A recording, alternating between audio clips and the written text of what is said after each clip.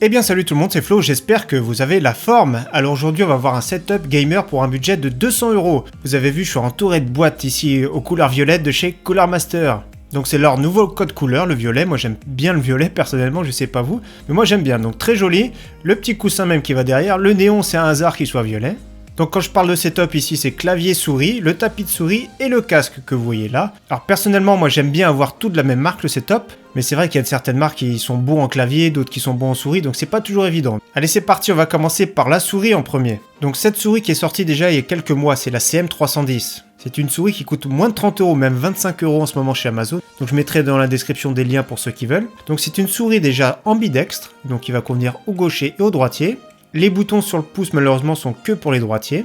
C'est plutôt une souris pour les mains de taille moyenne, mais ça convient également pour les petites mains. Le capteur c'est de l'optique, c'est le 3325 qu'on retrouve également chez pas mal de concurrents, donc c'est un capteur qui fait vraiment le travail. Donc pas de pilote disponible. Tout se commande directement via la souris, donc le bouton du milieu c'est pour l'éclairage. On va écouter les petits clics de la souris parce que c'est important, pour moi je trouve qu'ils sont vraiment souples et pas bruyants du tout.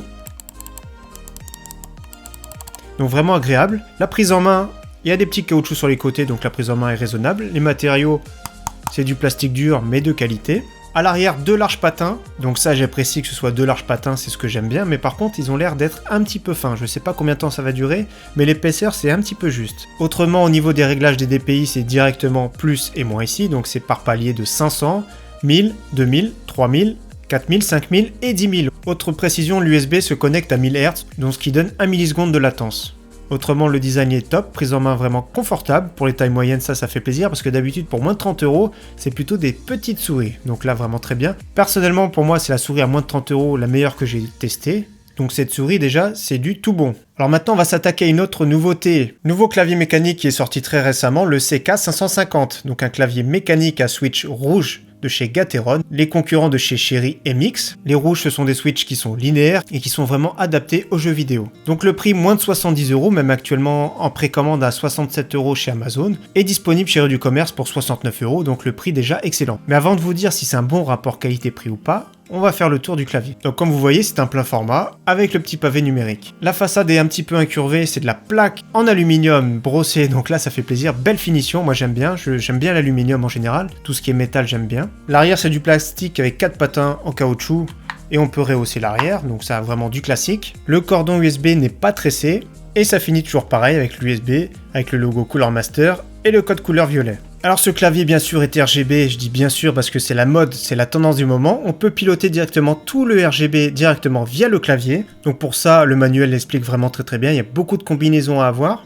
Également un petit utilitaire à télécharger. Et grâce à cet utilitaire, on peut gérer le RGB et également gérer tout ce qui est macro et toute combinaison de touches. Donc ça c'est vraiment très bien parce que tous les claviers ne le font pas. On va écouter le bruit du mécanique. Donc c'est légèrement bruyant, mais pour moi je trouve que c'est pas dérangeant, j'aime bien ce son. Il est vraiment agréable à l'oreille. C'est pas un son comme les clics, les switches bleus qui sont vraiment désagréables. Moi j'aime bien celui-ci. Ça peut faire une petite résonance due à la plaque métallique, mais j'ai mis un petit joint au ring en caoutchouc ici pour voir la différence. Justement, ça peut amortir la vibration. Donc je vous fais écouter la différence. En haut avec le joint. Et là sans.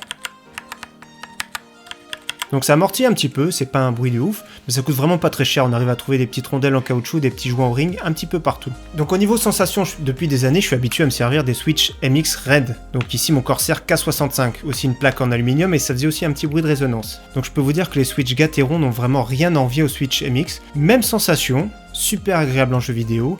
Donc pour moins de 70€, ce clavier est vraiment génial. Excellent rapport qualité-prix comme beaucoup de produits de chez Cooler Master. On est habitué à connaître leur boîtier au très bon rapport qualité-prix. Et pour le moment, le clavier et la souris sont bien placés en termes de prix. Autre nouveauté qui va bientôt sortir, donc c'est le casque, le MH752, qui va être disponible, je pense, courant décembre pour environ 80€, parce que j'ai déjà vu sur différents sites, donc 80€ environ. Le 752, c'est une version avec une petite carte son en USB, et le 751, ce sera branchement uniquement par jack. Donc la particularité, c'est que c'est compatible avec toutes les plateformes du moment, tout ce qui est mobile, donc PC portable, les tablettes, les smartphones, grâce à ce jack. Également compatible sur les consoles, et si je le branche ici, ça me fait ma carte son qui est branchée directement en USB. Donc ce petit boîtier permet de régler le volume, régler aussi le volume du micro, de muter le micro, vous avez vu la petite pince, et aussi d'activer ou de désactiver le 7.1 virtuel. Alors je vais tout de suite en parler, pour moi le 7.1 c'est vraiment négatif, il ne sert à rien. Alors pourquoi il ne sert à rien? Parce que la stéréo d'origine, le son stéréo, permet déjà d'avoir une excellente spatialisation du son.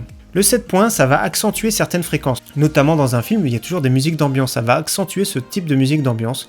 Quand on écoute une musique d'ailleurs ça dénature un petit peu le son. Et en jeu vidéo, je trouve qu'il n'y a pas d'intérêt parce que déjà, avec le son stéréo d'origine, on arrive à très bien identifier d'où viennent les ennemis. Donc pour moi, le 7.1 ici, c'est plus un argument marketing, comme beaucoup de casques d'ailleurs. Autrement, comme je vous ai dit, ce casque peut être nomade. Donc on peut s'en servir comme casque audio. Donc ici, le micro est détachable. Il n'y a pas de cache de disponible, donc on risque pas de le perdre. Alors sur la tête, ce casque isole très bien du son, sans avoir une sensation d'étau, il est vraiment super léger. D'ailleurs, on voit très bien les mousses, comme elles sont super souples, c'est super confortable. Super léger le casque, donc franchement en usage nomade il va être vraiment excellent. D'ailleurs je vais l'essayer avec des lunettes parce que j'ai même pas eu l'occasion de l'essayer. Ah franchement aucune différence. Alors pourquoi il n'y a pas de différence? Parce que les écouteurs s'inclinent sur le côté donc il n'y a pas cet effet de compression, il n'y a pas cette raideur. Autrement le micro c'est un micro de type omnidirectionnel qui va capter le son dans tous les sens. Donc ça Cooler Master est un champion pour faire des micros de bonne qualité. On se rappelle d'ailleurs le CRS 500 qui était vraiment excellent. Et je vous fais écouter celui-ci. Alors je teste le microphone. C'est un micro qui est omnidirectionnel. Donc là j'ai juste branché Audacity. Je m'enregistre, il n'y a vraiment aucun traitement, donc c'est le son brut du micro. Alors cette fois-ci, on va ajouter une petite compression sur le micro et une égalisation. Il n'y a même pas besoin de faire une réduction du bruit, il n'y a aucun bruit de fond. Alors franchement, du tout bon ce casque, au niveau confort excellent, qualité micro vraiment très bien, qualité audio excellent surtout en jeu, bonne spatialisation du son.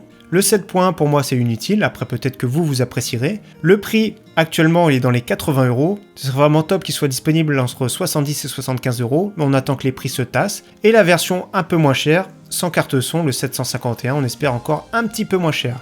Autrement pour le reste, bonne impression, à confirmer au niveau du prix bien sûr. Alors dernière nouveauté, on termine le tapis de souris, vous avez vu les très grands, c'est un tapis de souris RGB. Le MP750 ici en version large, donc il est en version large qui mesure 47 cm par 35, 3 mm d'épaisseur, avec ce petit bandeau RGB qui fait tout le tour. Donc personnellement je trouve que c'est un petit peu grand. Je l'ai vu en vente sur un site néerlandais pour environ 35 €. Également la version médium qui peut convenir à plus de monde, donc 37 cm par 27, donc c'est une taille vraiment beaucoup plus standard. Et pour ceux qui veulent poser leur clavier dessus, la version extra large en 94 cm par 38 cm. Donc je vais commencer par vous parler du RGB. On peut directement le piloter directement sur le tapis ici. Donc voilà, il suffit juste de cliquer dessus, c'est vraiment très simple. Et même le détail qui tue, c'est qu'il y a un petit utilitaire à télécharger pour le piloter directement via logiciel sous Windows. Donc pourquoi pas, moi je trouve que c'est du superflu, mais c'est une petite option sympathique pour ceux qui veulent. Donc voilà, il y a vraiment plusieurs couleurs disponibles qui peuvent se marier à votre setup directement. Le revêtement arrière, c'est du caoutchouc qui agrippe vraiment très bien le bureau. J'ai pas eu de problème avec celui-ci. Alors c'est un tapis souple, comme vous voyez. Alors ce n'est pas une surface lisse, ça va accrocher un petit peu les souris. C'est plus un tapis pour la précision cette fois. C'est un peu une sensation de combinaison de plongée, la matière. Je sais pas si vous voyez, mais ça fait un peu ça. Alors pour moi, ça me convient pas, je vais vous expliquer pourquoi. Je joue à 1000 dpi, ce qui est assez faible, donc ça a tendance à accrocher un petit peu le tapis. Quand on a besoin de vitesse, c'est pénalisant. Quand on a besoin de précision, d'ailleurs comme j'ai joué Sniper sur Battlefield 5, là c'est vraiment très bien. Ce tapis permet un meilleur contrôle. Quand j'ai fait des montages vidéo, c'était vraiment très bien parce qu'on a besoin quand même de précision. Donc tout ce qui est précision, c'est très bien comme tapis. Pour ceux qui jouent avec des DPI élevés, ça peut être un excellent tapis. Tout ce qui a besoin de vitesse, c'est pas vraiment le tapis qu'il vous faut. Autrement, pour le prix 35 €, c'est raisonnable. Donc on attend que ce soit disponible chez tous les e-commerce en français. Autrement, super look et on dirait que ça prend pas trop la poussière. Donc ça, c'est vraiment cool. C'est un petit détail, mais ça fait plaisir. Donc voilà pour toutes ces nouveautés de chez Cooler Master. Personnellement, je valide vraiment le clavier. Pour moins de 70 €, il est excellent. La sensation est vraiment très bien, vraiment agréable. Le rétroéclairage est puissant, donc très bien. La souris pour les petits budgets, moins de 30 €, pour moi c'est la meilleure qu'il y a actuellement. D'ailleurs, la concurrence, il y a la Corsair Harpoon, j'ai pas du tout aimé. Il y a la SteelSeries Rival 110 qui est quand même plus petite. Et celle-ci qui est vraiment polyvalente, comme je vous ai dit, pour les moyennes mains et pour les petites mains, pour les gauchers, pour les droitiers. Donc elle est vraiment la plus polyvalente du marché. Le casque, pour moi, c'est un coup de cœur. Bien sûr, j'espère qu'il sera disponible rapidement chez plusieurs e-commerce en français et que les prix vont se tasser. Mais dans tous les cas, c'est du tout bon, il est léger, il est confortable et le son est excellent. Et en plus de ça, c'est pas donné à tous avec un micro de qualité, parce que certains oublient ce détail. Et pour finir, le tapis, personnellement, ça me convient pas du tout. Après, ça c'est une question de façon de jouer, chacun joue différemment. Celui qui va jouer avec des DPI élevés, peut-être que ça peut lui convenir. Donc voilà, j'espère que cette vidéo setup Cooler Master à 200 € vous aura plu.